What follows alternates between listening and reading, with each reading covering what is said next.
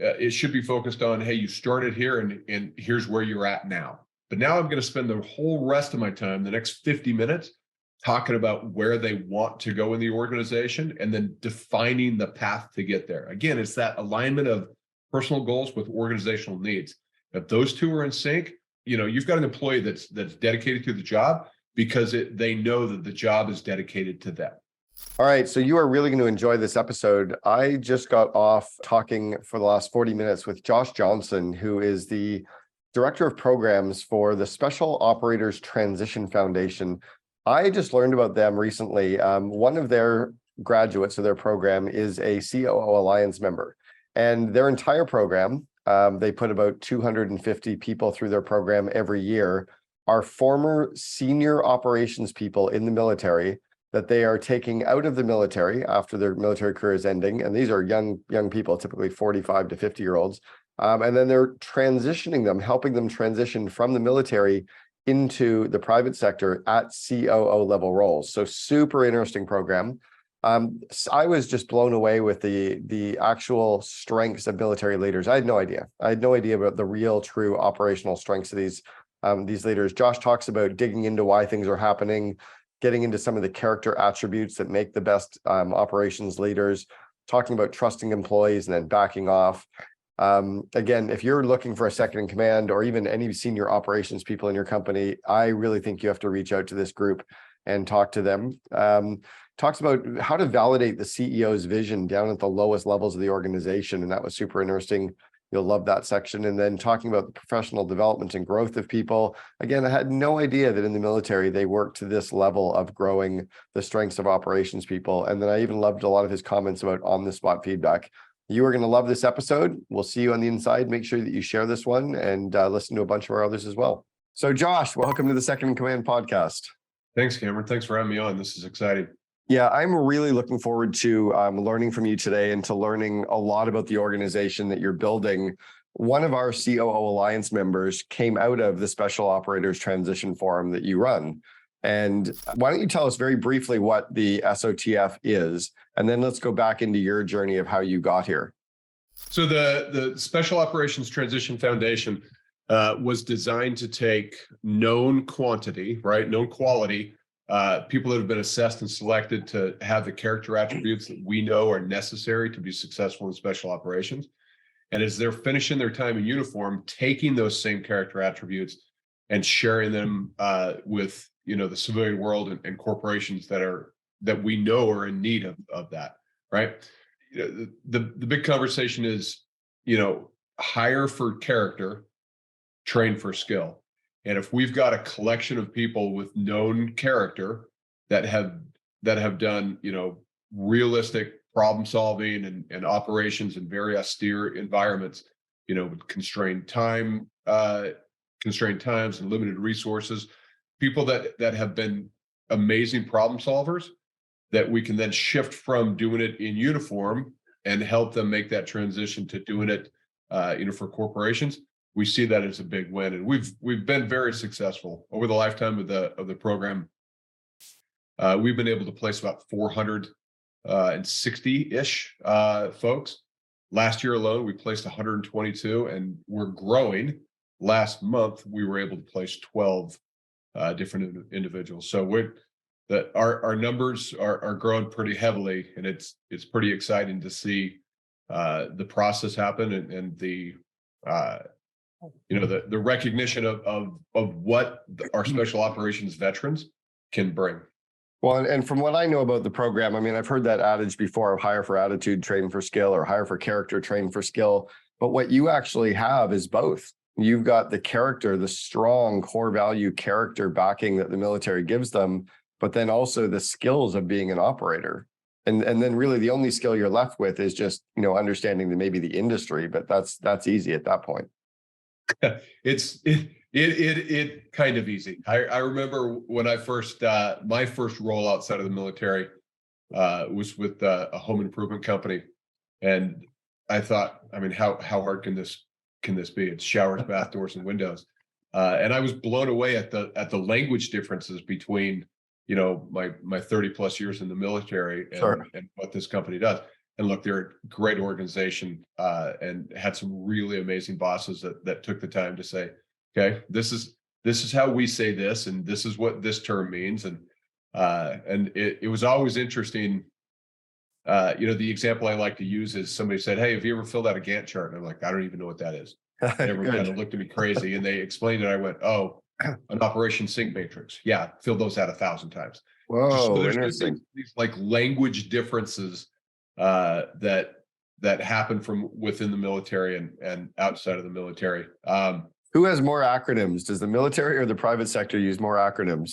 It's military by far. That's great. Military by far. Everything is an acronym, and so if it's kind of funny, you'll be in an organization for a number of years, and then you'll do a what we call an outside assignment or a grooming assignment, and you'll come back, and acronyms will have changed. And so it's almost learning a new language every time you come into the unit, even if it's the same unit you've been to. So that's great. Yeah, live and die by TLAs, 3-letter acronyms. Yeah, that's what we used to call them as well. Well, I used to be in the house painting industry, and we actually had a 3-letter acronym for a rag, like to wipe off paint. They called it an EPR. It was your ever-present rag, because you always had to have them. Like, that's ridiculous. So we have a 3-letter acronym for a 3-letter word. Tell me about, how does the model work of this Special Operators Transition Foundation? How does it work? How do you guys make your money? How do clients use you? That side of it. Okay, well, we're a 501c3, so we're a nonprofit entity whose sole desire is to take and to assist the special operators as they make arguably the toughest thing that they've ever done in the military, leave it. Right? You've got guys that have been on dozens of deployments and have gone on multiple targets and have done all these things, but it's all something that they've trained for. And getting ready to leave the military and start a whole new life is just not something that is heavily invested in. It's getting better. The military has seen that requirement, and it's starting to get better, but it's nowhere near where it needs to be. So ideally, we grab someone right about 12 months before their transition and bring them into the program. And we run them through 3 phases. Phase 1 is all about assessment, figuring out who they are and what value proposition they can bring to an organization. We've contracted with a couple of really good executive coaches, Melda Holliday and the Atlantic Leadership Group, and then Abigail Manning and the Abigail Manning organization. And we run our folks through about 8 weeks of executive coaching that really helps them kind of clarify and define who they are and what they bring. We do some psychometric testing with Fascinate and DISC, and we do a really deep analysis. And we explain the fact that many corporations are using psychometric testing to make sure that they're hiring people for the right role. Right? You don't take an introvert and put them into sales. You don't take somebody who's very extroverted and put them in front of a spreadsheet. Neither one of those are going to work. And so we do some analysis and help people understand where their strengths and weaknesses are and how they're going to be able to use those. So we start branding the individual through this. And when they leave phase 1, they've got a personal anthem. They've got a value proposition statement. And we've had them define 4 or 5 different stories from their career that validate what that value proposition statement is. Wow. We then move them into the execution phase, the exploration phase. And there's 2 parts to this. Part 1 is continuing on that branding. So now we work with them to write a really good base document resume. And then we teach them how to shift that resume to specific industries or specific roles that they're looking at. We go in depth on training people how to do networking. It's not just meeting people, but it's engaging and creating conversations and building relationships that you can then leverage in order to open up their professional network and eventually find that role that's going to be best suited for you.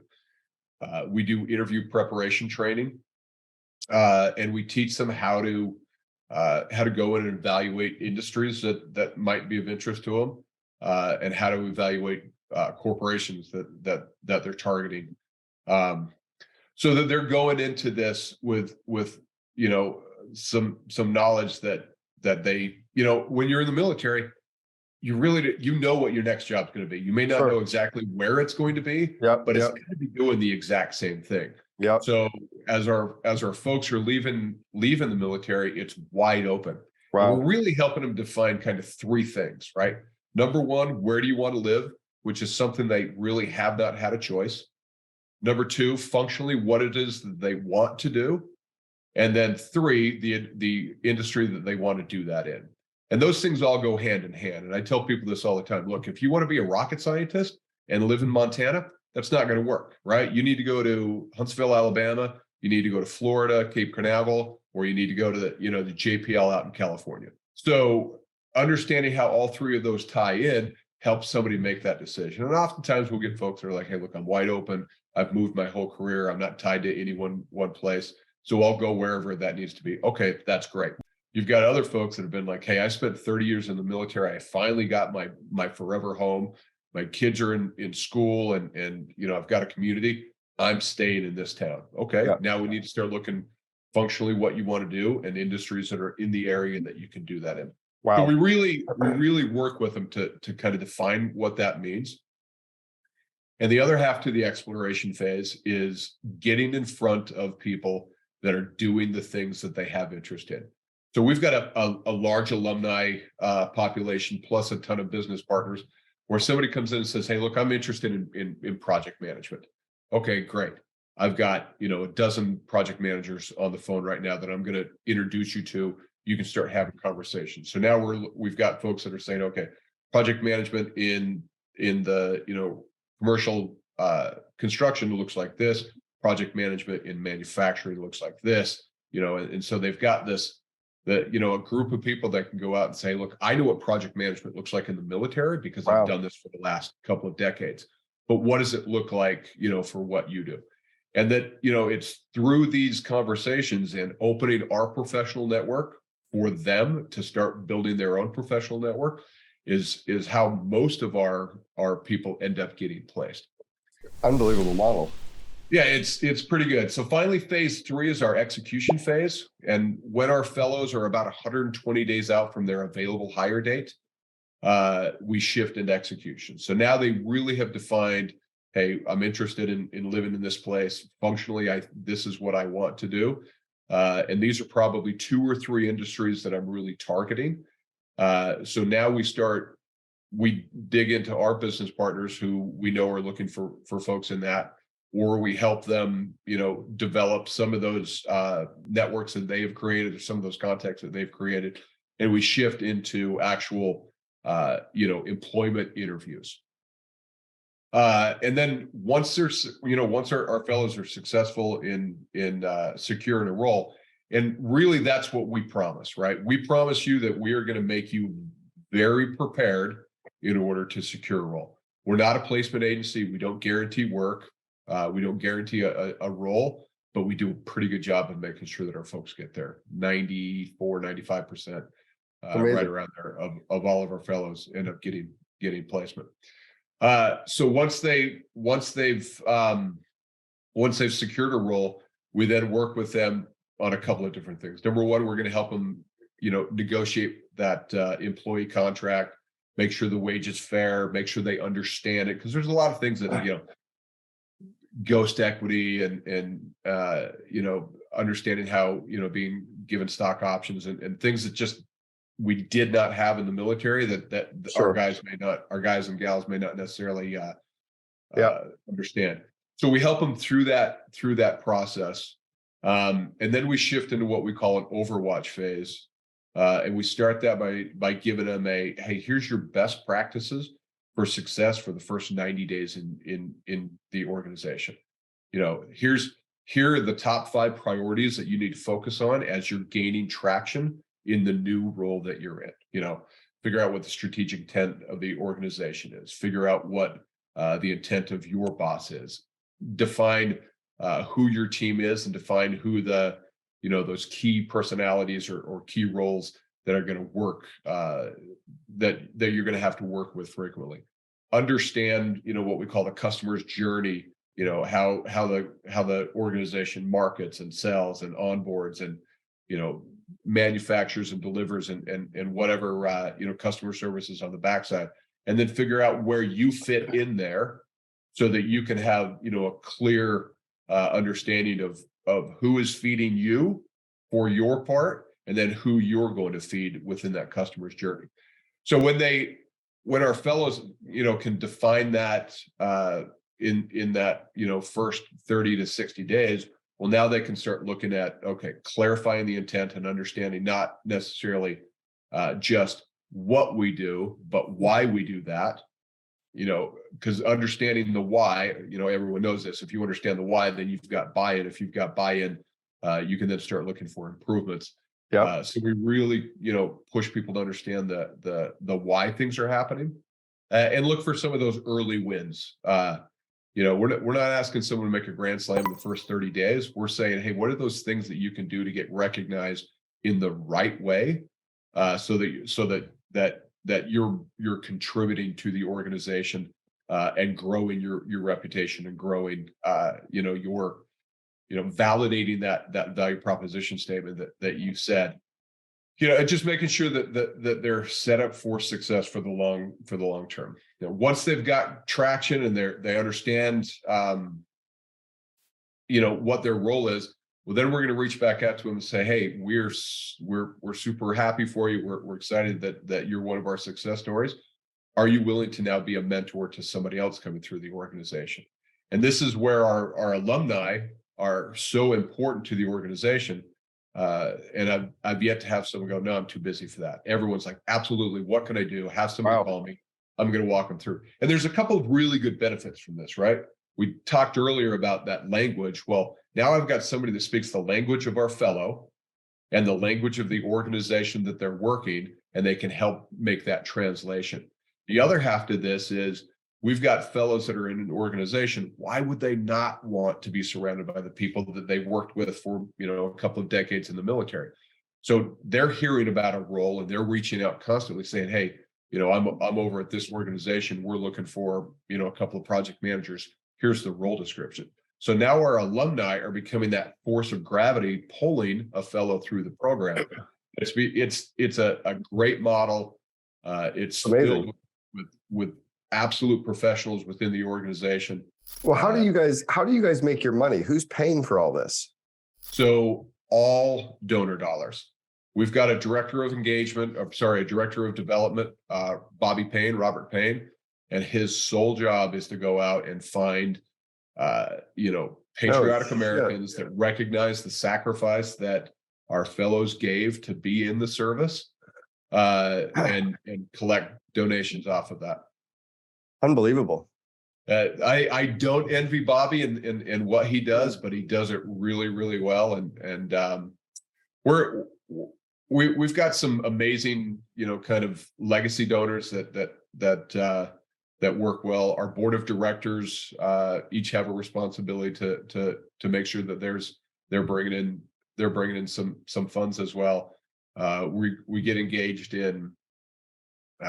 Just last week we went down to Fort Lauderdale, where we participated in 2 different donor drives. Both of them at it was the South Florida Charity Classic, so it was a big golf tournament. It was a rough day at the office when I had to go, golf in Florida.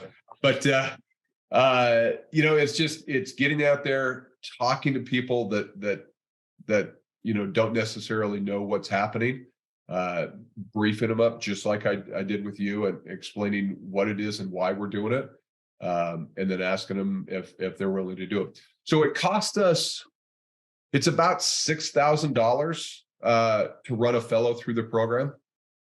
And you keep saying fellow. Is it only men?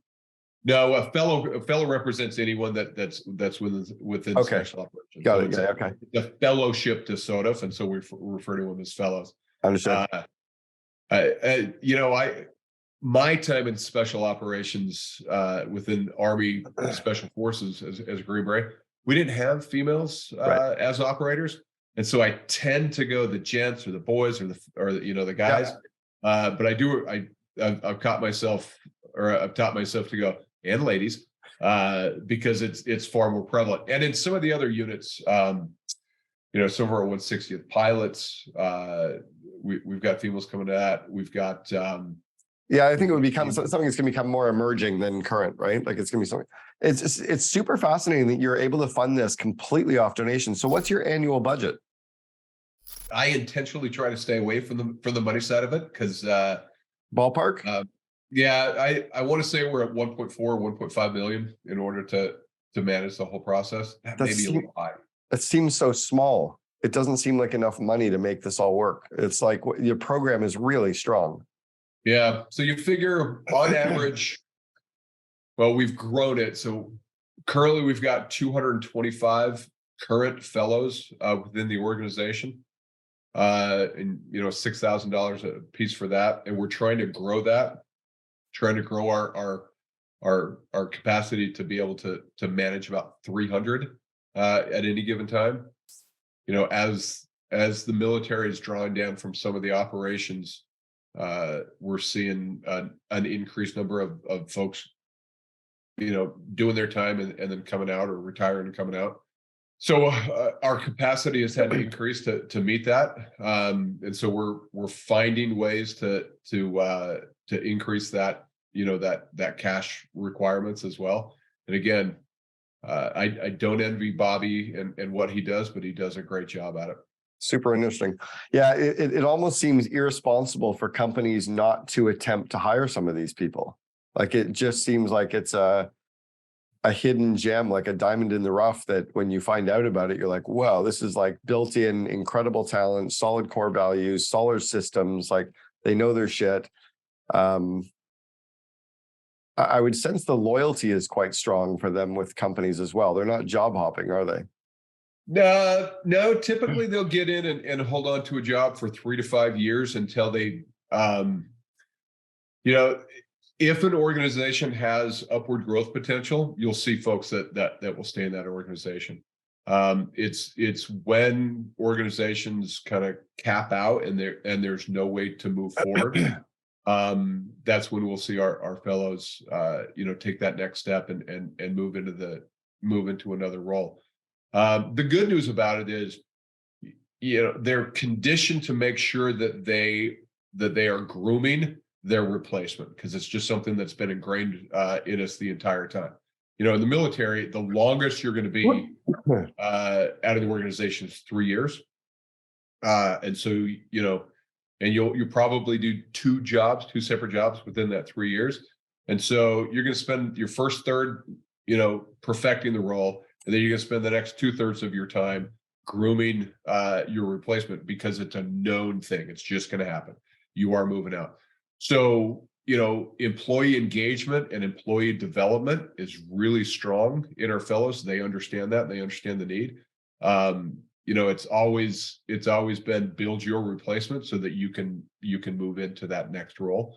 And I'm a big fan of that attribute with all of our fellows. When they move into an organization, they get that. Yeah. It's not about just me, it's about the team. And not only is it about the team, it's about developing the team to be able to take the next roles, right? If I'm always trying to develop somebody for that growth potential, then we've always got somebody to assume that. Makes sense. I've got one more question just around the whole Special Operators Transition Foundation, and then I want to go into some of your background and experience as well, because to draw on what you've learned in the military and kind of that second in command type role. How does a company connect with you guys to start hiring some of these people, or what do they do? Do they go through a search firm? Do they work with you directly? So we've got a couple of avenues we do that. Number one, we've got the website, sodif.org, or pardon me, sodif.org. And there's a link in there to be a business partner, a link in there to be a donor, and then a link in there for fellows to apply for the program. So if anybody has a strong interest in getting engaged with the Special Operations Transition Foundation, my LinkedIn's up. You can automatically call me. We'll start having this conversation. But go to the website, say, hey, this is the company that I own or the company that I work for. We absolutely are looking for, the premier veteran talent that's coming out of the organization. How do we get involved? And we'll immediately get back in touch with them. That's super cool. We've got a strong network of business partners, but we're always looking to increase that because we have fellows that have, that they come in and some of them know specifically what they want to do in the industries they want to work that in. And so we're always trying to find opportunities for them. Okay, let's go back in time. Walk through kind of your experience. What got you to here, and what were the kind of leadership skills or leadership roles that you were playing? I grew up, I'm enlisted, right? Which is how I ended up becoming that senior enlisted advisor. And in the military, it's a steady growth. The next position you're going to get into, right? First time you become a non-commissioned officer, you become a team leader. So you've got a small team, 2 to 3 people.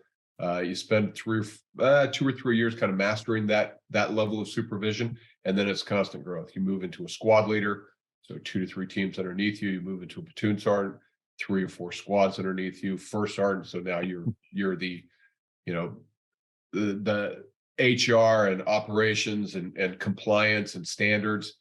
And then eventually you move into that senior enlisted advisor, the sergeant major role, where you've got, some pretty big responsibilities. We talked about them earlier, which are, you are the advocate for the commander. Let me rephrase that. You were the voice of the commander, making sure that their intent and vision is understood and complied with through the organization. So as a senior enlisted advisor, you're constantly working down and in, which allows that commander to work up and out, right? So a commander will come in and say, here's what I plan to do in the next 12 months, or here's what we're doing with this operation.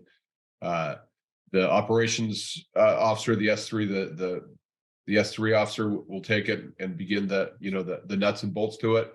The executive officer is always managing the budget and whatnot, but that sergeant major is making sure that vision and mission is understood at every level, and being that person that can go down and say, all right, you tell me what the commander means, right? Okay, that's not it at all. Let me get you up to speed so that you understand it, so that you've got total buy-in.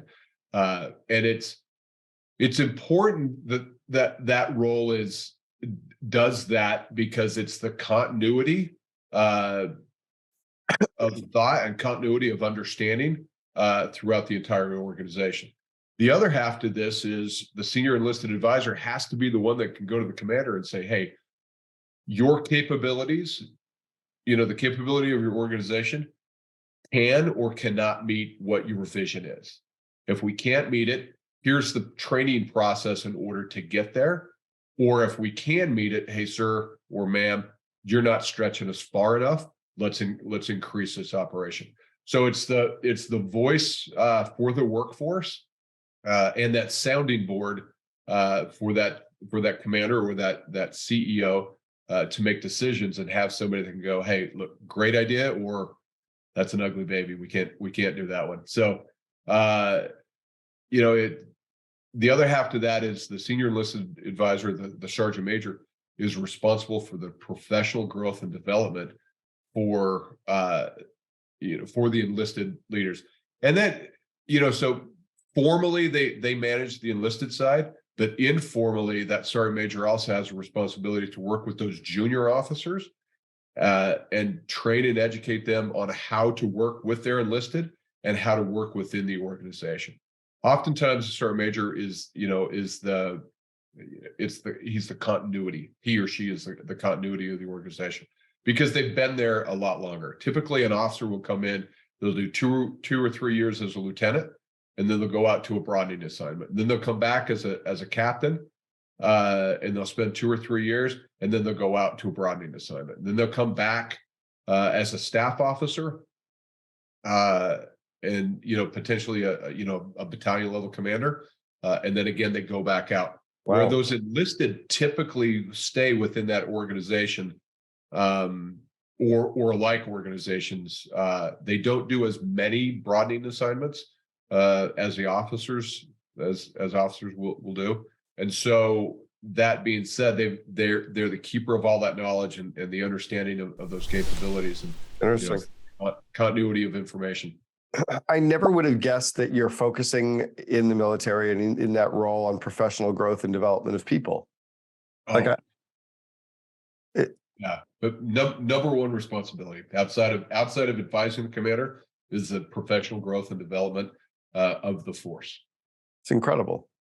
It's stuff that we just don't, like in the private sector, we just don't have any exposure to this, right? Like we don't know, all we see is what we see in the movies. And we think you guys, run around on tracks carrying your fucking backpacks, singing songs. Like we don't know what you're getting, right? We don't know. Nobody's telling us. This is interesting. Yeah. I also really love, so what kind of professional growth? Like give us a few core areas that you're working with people on. So number one, really understanding employee engagement. We just call it, development, but hey, you've got a brand new soldier. How are you going to assimilate them into the unit? How are you going to assimilate them into the culture? And you've got broad military culture, which, basic training does that. But then you've got specific, microcultures within the organization. So, everyone goes through basic training and they understand how to be in the Army, but suddenly you're in a special operation unit that works in Asia. Well, that's going to be way different than a special operation unit that works in Europe or Central or South America. There's going to be similarities and there's going to be crossovers, but understanding culturally how it's completely different. We used to have this conversation all the time. 5th Special Forces Group primarily operates in the Middle East, and they've got a very unique way in which they do operations. 1st Special Forces Group, the one that I came out of, their typical area of operations is Asia. And so being able to understanding, okay, the cultural differences of working with Koreans and people from Taiwan and Philippines and Thailand and Bangladesh and India, and being able to go, okay, all of those different cultures I've got to be able to understand and work within. Wow. And then I can take that cultural understanding and apply it to, the mission set in the Middle East. Wow. Whereas 5th group is, hey, look, we have to understand Sunnis and we have to understand Shiites and we have to understand, these minor differences between, religious based. Wow. And some cultural in between the countries, but it's just not as broad, right? Whereas, you work with Koreans and then you go work with people from the Philippines. It's 2 entirely different worlds. And just being able to kind of shift that mindset. So that being said, when we're developing soldiers for whatever unit that we're in, there's a lot of cultural assimilation that has to happen. So, that's a big part of it, but it's teaching people, hey, how do you effectively counsel, do employee engagement? We call it counseling within the military, right? Yeah. Are you just talking about things that they've screwed up, 30 days ago? No value, right? You should have addressed that on the spot. Are you going to talk about, hey, here's, what is it that you want to do in the military? All right, here are the roles that we need to get you into to make sure that you can do that growth. So I'm going to try and align your personal goals with my unit responsibilities. If I can align both of those, well, now both needs are being met, and we've got this functional unit because what needs to happen for the organization and why it's important that you're involved in that. So if I can teach someone from, hey, you're going to do this with 2 people as a team leader, then you're going to do this with 8 people or 7 people as a squad leader, then you're going to do this with 30 people as a platoon sergeant or 120 people as a first sergeant. So if I can teach people how to be leaders at every level, then moving into that next level of leadership is just an expansion of what they already know. Incredible. I launched a program 2 years ago called Invest in Your Leaders for exactly that reason of giving people the core skills to continue to grow as leaders. And so many people stall in their career.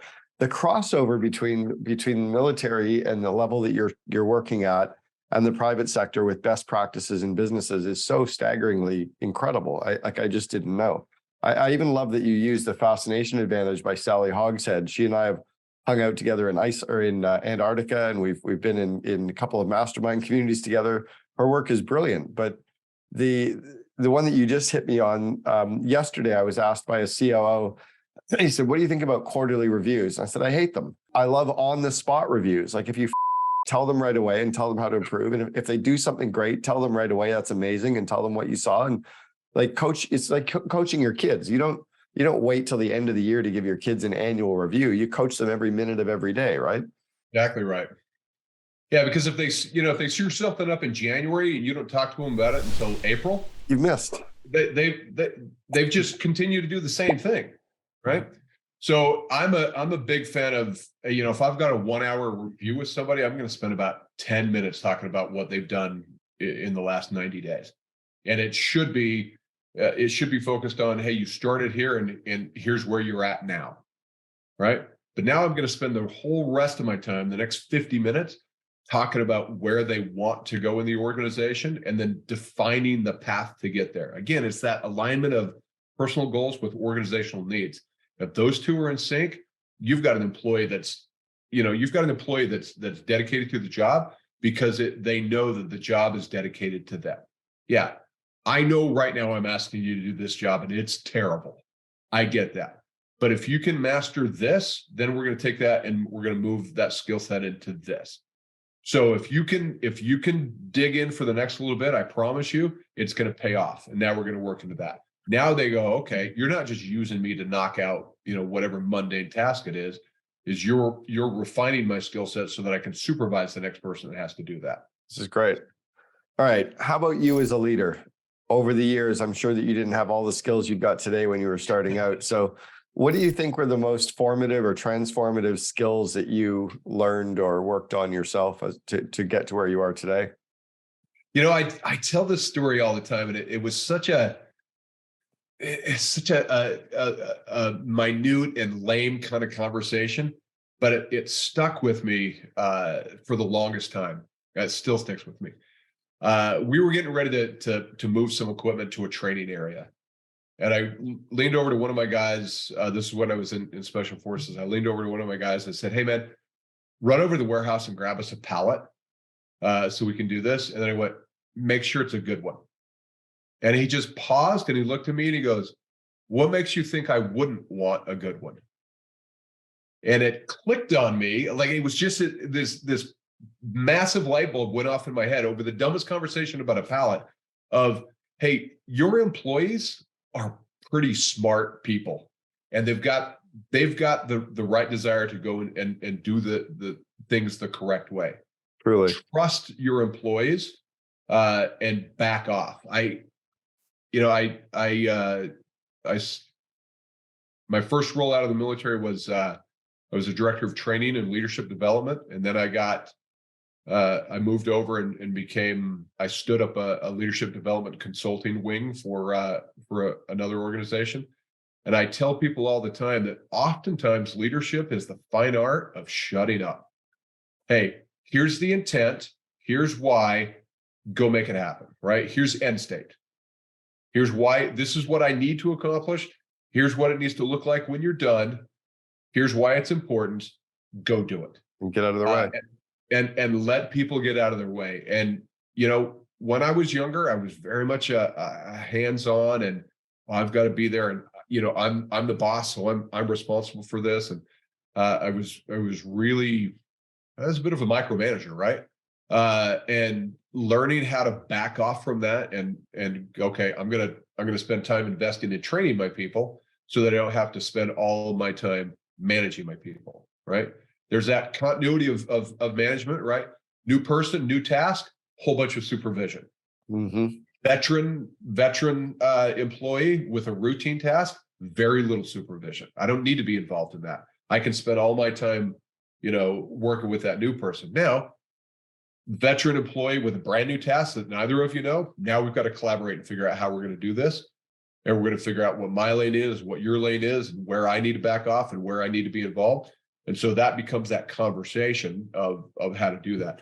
And that was probably the biggest thing, when I'm doing leadership development, I'm training people, it's understand that level of supervision for the individual that you're working on. And that level of supervision is based on them, not on you.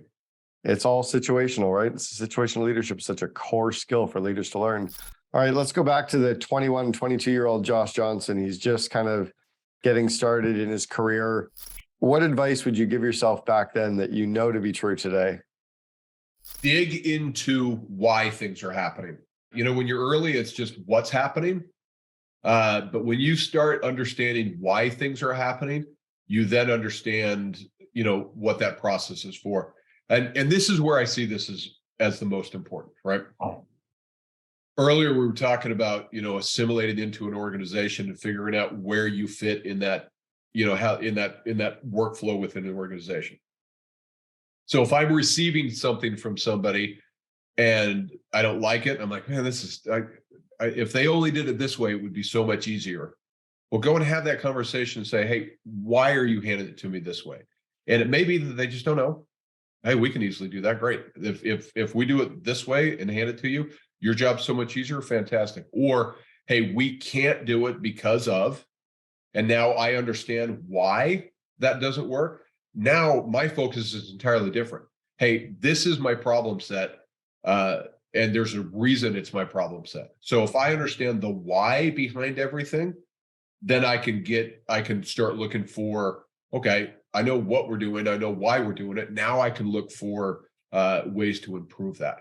But if it's just what we're doing, you're never going to find that level of improvement. So if I went back and talked to a young me, it's really focus in on why things are happening, so that you've got that clarity of the process, and then you can look for ways to improve. I love it. Josh Johnson, the Director of Programs at the Special Operators Transition Foundation. Thanks very much for sharing with us on the Second in Command podcast. Absolutely. Thanks, Cameron. Really appreciate it. At any given time throughout your career, you don't have all the answers. And many people feel like they need to just put their head down, figure it out. And if they don't figure it out on their own, they're a failure. And quite frankly, they're the failure when they don't raise their hand and ask for help, because now we haven't been given that opportunity to step in and give the assistance that I think is required of leadership.